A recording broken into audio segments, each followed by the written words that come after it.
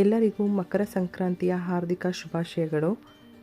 ನಾನು ಇವತ್ತಿನ ವಿಡಿಯೋದಲ್ಲಿ ನಮ್ಮನೇಲಿ ಮಕರ ಸಂಕ್ರಾಂತಿನ ಹೇಗೆಲ್ಲ ಆಚರಣೆ ಮಾಡಿದ್ವಿ, ಪೂಜೆ ಎಲ್ಲ ಹೇಗೆ ಮಾಡಿದೆ ಅಂತ ತೋರಿಸ್ತಾ ಇದ್ದೀನಿ. ಮಕರ ಸಂಕ್ರಾಂತಿ ಅನ್ನೋ ಪದನೇ ಒಂದು ಸಂಭ್ರಮ ಅಂತಲೇ ಹೇಳ್ಬೋದು.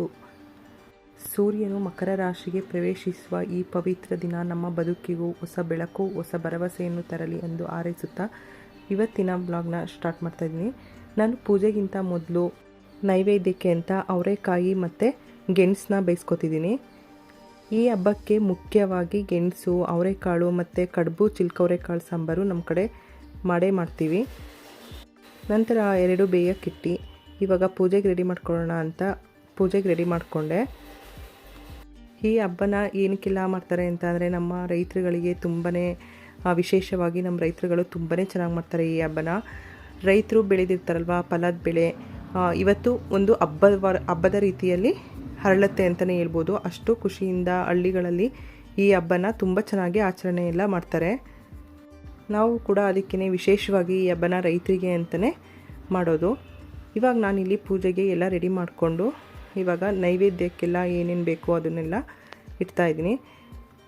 ಈ ಹಬ್ಬದಲ್ಲಿ ವಿಶೇಷತೆ ಎಳ್ಳು ಬೆಲ್ಲ ಇಂಪಾರ್ಟೆಂಟಾಗಿ ಎಲ್ಲರೂ ಕೂಡ ಮಾಡೇ ಮಾಡ್ತಾರೆ.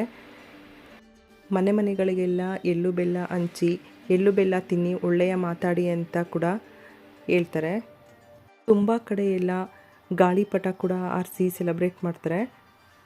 ಮಕರ ಸಂಕ್ರಾಂತಿ ಅಂದರೆ ಒಂದು ಸುಗ್ಗಿಯ ಹಬ್ಬ ಅಂತಲೇ ಹೇಳ್ಬೋದು. ರೈತರು ಹೊಸ ಬೆಳೆಗಳನ್ನು ಬೆಲ್ಲ, ಎಳ್ಳು, ಕಬ್ಬು ದೇವರಿಗೆ ಅರ್ಪಿಸಿ ಕೃತಜ್ಞತೆ ಸಲ್ಲಿಸುವ ಹಬ್ಬ ಅಂತ ಸಂಕ್ರಾಂತಿನ ಸೆಲೆಬ್ರೇಟ್ ಮಾಡೋದು. ವಿಶೇಷವಾಗಿ ನಮ್ಮ ಕರ್ನಾಟಕದಲ್ಲಿ ಎಳ್ಳು ಬೆಲ್ಲ ಮತ್ತು ಸಕ್ಕರೆ ಅಚ್ಚು ಎಲ್ಲ ಮಿಶ್ರಣ ಮಾಡಿ ಮನೆಗಳಿಗೆ ಹಂಚೋದೇ ಒಂದು ವಿಶೇಷತೆ ಕೂಡ ಹೌದು.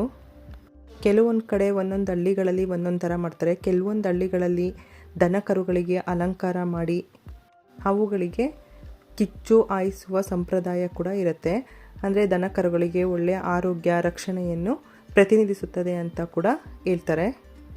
ಎಳ್ಳು ಬೆಲ್ಲದ ವಿಶೇಷ ಏನು ಅಂತ ಅಂದರೆ ಚಳಿಗಾಲದ ಸಂದರ್ಭದಲ್ಲಿ ದೇಹಕ್ಕೆ ಉಷ್ಣತೆ ನೀಡಲು ಎಳ್ಳು ಬೆಲ್ಲನ ಸೇವನೆಯು ಕೂಡ ವೈಜ್ಞಾನಿಕ ಮಹತ್ವನ ಹೊಂದಿದೆ ಅಂತ ಕೂಡ ಹೇಳ್ತಾರೆ.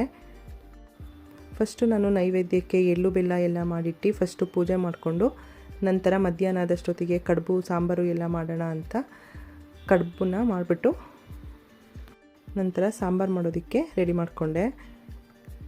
ಬೆಳಿಗ್ಗೆ ಪೂಜೆ ಅಷ್ಟೊತ್ತಿಗೆ ಎಲ್ಲ ಮಾಡೋದು ಅಂದರೆ ಸ್ವಲ್ಪ ಕಷ್ಟ ಆಗುತ್ತೆ. ಅದಕ್ಕೋಸ್ಕರ ನೈವೇದ್ಯಕ್ಕೆ ಎಷ್ಟು ಬೇಕೋ ಅಷ್ಟು ಮಾಡಿಕೊಂಡು ಮತ್ತು ಇವಾಗ ಅಡುಗೆಗೆ ರೆಡಿ ಮಾಡಿಕೊಂಡು ಅಡುಗೆ ಶುರು ಮಾಡಿ ನಂತರ ಮತ್ತೆ ಒಂದ್ಸಲ ಇದನ್ನೆಲ್ಲ ಇಟ್ಟು ಪೂಜೆ ಮಾಡಬೇಕಾಗತ್ತೆ. ನಮ್ಮ ಕಡೆ ಎಲ್ಲ ಕಡುಬು ಚಿಲ್ಕವರೆಕಾಳು ಸಾಂಬಾರೇ ಫೇಮಸ್ಸು ಈ ಹಬ್ಬದಲ್ಲಿ. ಈ ವಿಡಿಯೋನ ಸಂಪೂರ್ಣವಾಗಿ ನೋಡಿ ಅಂತ ಹೇಳ್ತಾ ಈ ಶುಭ ಸಂಕ್ರಾಂತಿಯಂದು ನಮ್ಮೆಲ್ಲರ ಬದುಕಿನಲ್ಲಿ ಶಾಂತಿ, ಸಮೃದ್ಧಿ ಮತ್ತು ಸಂತೋಷ ಸದಾ ಇರಲಿ. ನಮ್ಮೆಲ್ಲರ ಮನೆಗಳಲ್ಲಿ ನೆಮ್ಮದಿ ತುಂಬಿರಲಿ ಅಂತ ಹೇಳ್ತಾ ಮತ್ತೊಮ್ಮೆ ಎಲ್ಲರಿಗೂ ಮಕರ ಸಂಕ್ರಾಂತಿಯ ಹಾರ್ದಿಕ ಶುಭಾಶಯಗಳು. Thank you.